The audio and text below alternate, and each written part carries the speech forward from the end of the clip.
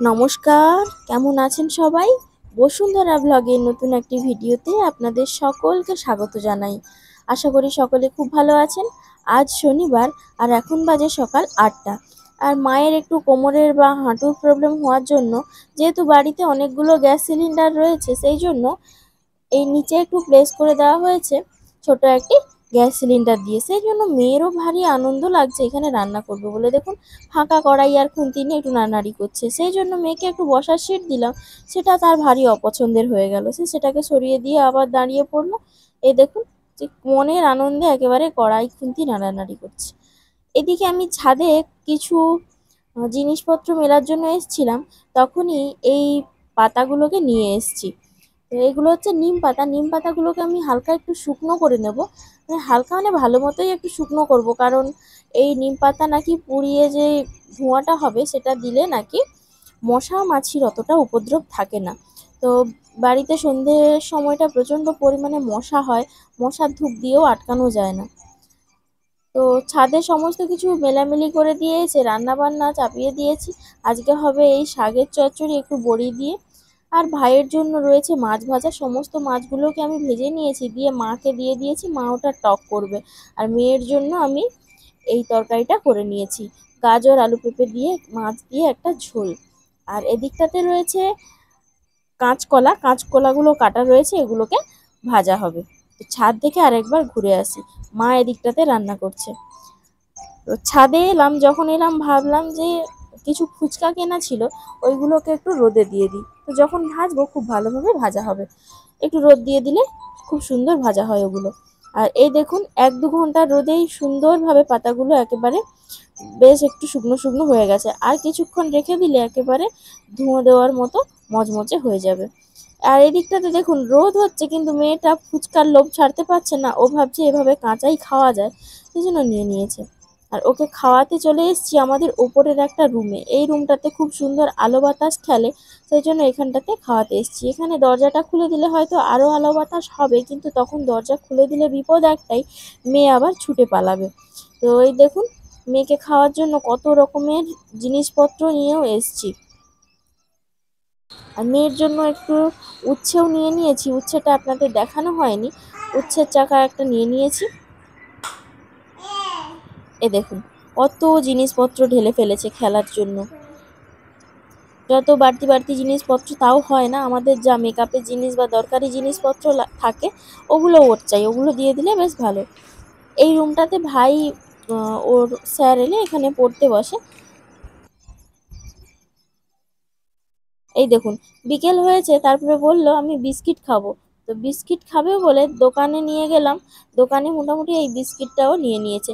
যে অন্যান্য খাওয়ার জিনিসের জন্য অতটা ঝোঁক ধরেনি, যে চিপস বা কুরকুরে জাতীয় কিছু এইগুলো খাওয়ার জন্য অতটা ঝোঁক ধরেনি। এমনি একটা নর্মাল বিস্কিটের প্যাকেট নিয়ে চলে এসেছে। তো দোকানের খাওয়ার যখন খেতেই চাইলো, তো বিস্কুটই খাক। তো এটাতে সেরকমই কোনো সাইড এফেক্ট নেই বা কোনো ক্ষতি নেই। তো এটাতে পেটও ভরবে এবং ওর মনও ভরবে। আর কুরকুরে চিপসগুলো একটু অ্যাভয়েডই করছি, কারণ ওগুলোতে প্রচণ্ড সমস্যা হয় ছোট বাচ্চাদের। আমি ভাবলাম শুকনো খাবে, তারপরে দেখলাম যে ও বলছে যে জল দিয়ে খাবো।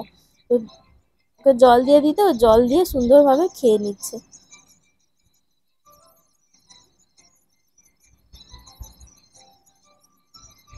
আর আজকের আকাশটা দেখুন কি সুন্দর।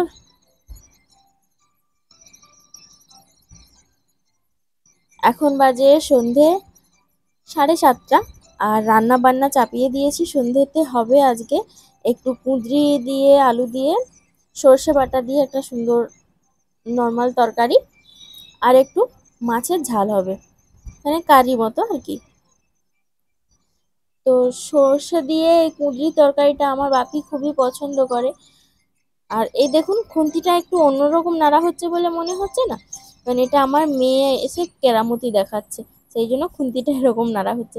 এত সমস্যা করায় না মাঝে মাঝে, এসে বলবে আমি রান্না করব, আমি খুন্তি নাড়বো, এরকমই একটা শুরু করে দেয়। সেই জন্য কি আর করা যাবে, ওকেও একটু দিতে হয়, নাহলে তো প্যাঁ প্যাঁ শুরু করে দেবে। তো এখন বাড়িতে দুটো ওভেন সেট করা হয়ে গেছে, নিচে একটা থাকে উপরে একটা। তো মাকে বললাম এই সময়টা একটু রেস্ট নিতে, আমি মোটামুটি রান্না বান্নাটা করে নিচ্ছি। তো এটাতে এবার জল দিয়ে দিলাম, একটু নাড়াচাড়া করে নিয়ে একে এবার চাপা দিয়ে রেখে দেবো।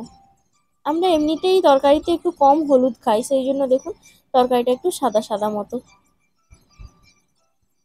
এই মাছগুলো ভাজা হবে, তবে এই মাথাগুলোকে যে কিভাবে ভাজবো সেটা আমি ভেবে পাচ্ছি না।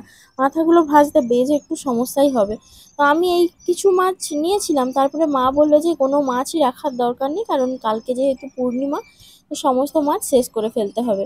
সেই জন্য ফ্রিজ থেকে সমস্ত কিছু বের করে সব কিছুই ভেজে ফেলতে হবে।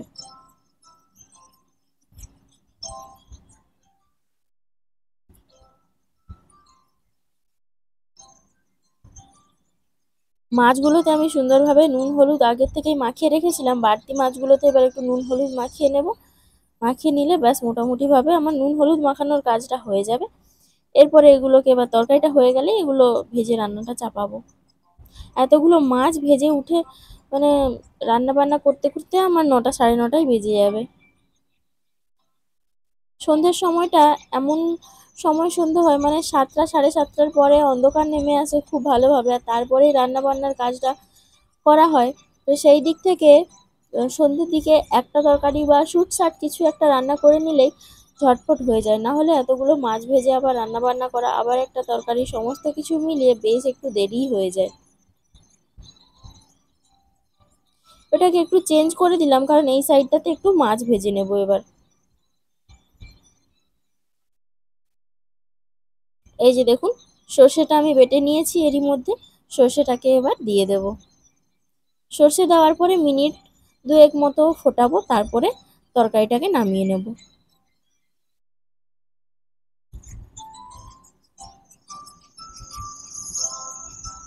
তরকারিটা এমনিই সাদা সাদা ছিল, সর্ষে দেওয়ার পরে আরও বেশ একটু সাদা সাদা হয়ে গেছে। তাতে কোনো সমস্যা নেই, কিন্তু তরকারিটা যেন ঝাঁঝ থাকে। এর ওপরে যদি 2-1 ফোঁটা সর্ষের তেল ছড়িয়ে দেওয়া হয়, খুবই সুন্দর স্বাদ লাগবে। তো ওদিকটাতে তরকারি আর একটু ফুটবে, আমি এদিকটাতে মাছগুলোকে আগে ভেজে নেব।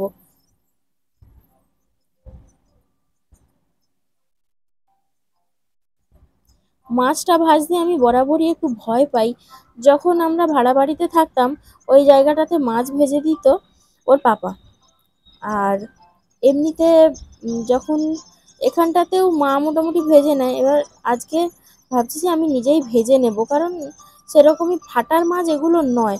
তবে মাথাগুলো দেখে খুব ভয় লাগছে যে মাথাগুলো ফাটতে পারে, বা মাথাগুলো এত বড় সাইজের, উল্টাতে গিয়ে হয়তো আমি ভেঙে ফেলবো।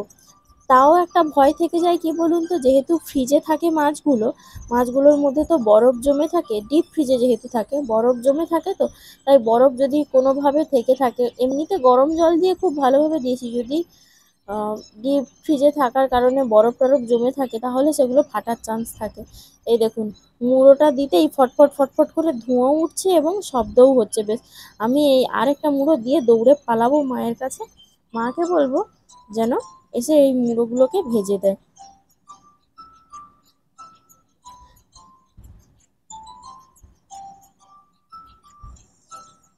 মাকে পাঠিয়ে দিয়েছি মুড়োগুলো ভাজার জন্য, আর আমি আমার মেয়ের কাছে একটু চলে এসেছি। মেয়েকে নিয়ে মা খেলছিল, এই দেখুন খেলার কত জিনিস, বাটি চামচ গ্লাস এইসব, মানে ওর যতই খেলার জিনিস থাকুক না কেন, আপনাদের প্রয়োজনীয় যা মানে আমাদের যা যা কিছু দরকারি রান্নাঘরের সাজ সরঞ্জাম, ওইগুলো দিলে খুশি ও। মা মাছটা ভেজে দিয়ে গেছে, এই দেখুন মুড়োগুলো ছাল টাল ফেটে কি অবস্থা। তাও তো মুড়োটা শুধুমাত্র তুলতে গিয়ে আমার হাতে একটা জায়গাতে তেলটা ছিটকে পড়ে গেছে। আমি গ্রেভিটাও করে নিয়েছি, এরপরে বেশ সুন্দরভাবে মাছগুলো দিয়েই নামিয়ে নেব। আর এদিকে দেখুন, এর তো কাজের কোনো শেষ নেই, অভাব নেই কাজের। এই যে কী সব করছে গ্লাসগুলো নিয়ে, এগুলো নাকি গাছ টাছ কী সব লাগাবে। তো চলুন, রান্নাটা আমার হয়ে গেলে মেয়েকে খাইয়ে দেবো। মেয়েকে খাওয়া দাওয়া করিয়ে ওপরে আস্তে আস্তে বেজে গেছে প্রায় 11টার কাছাকাছি। এসে বিছানা করে তারপরে মেয়েকে নিয়ে বিছানার ভিতরে ঢুকলাম। আর ও এখন দেখুন এখনো ঘুমের লেশমাত্র নেই ওর চোখে। ও এখন বসে বসে চাঁদ দেখছে, চাঁদ দেখছে, তারপরে হচ্ছে একটু খেলাধুলা করছে। ওর হাতে একটা জিনিস রয়েছে, যেটাতে হচ্ছে বালি পড়ছে সেটাই দেখাচ্ছে আমাকে, মাঝে মাঝে বলছে এটাতে ছবি করো, একবার এদিকে উল্টাচ্ছে একবার ওদিকে উল্টাচ্ছে। তো বন্ধুরা, আজকের ভিডিওটি এখান পর্যন্ত। দেখা হবে আমার পরবর্তী ভিডিওতে। আপনারা সবাই ভালো থাকবেন, সুস্থ থাকবেন, সাবধানে থাকবেন এবং ভিডিওটি কেমন লাগলো তা অবশ্যই জানাবেন। চ্যানেলটিতে যদি নতুন হয়ে থাকেন অবশ্যই সাবস্ক্রাইব করবেন।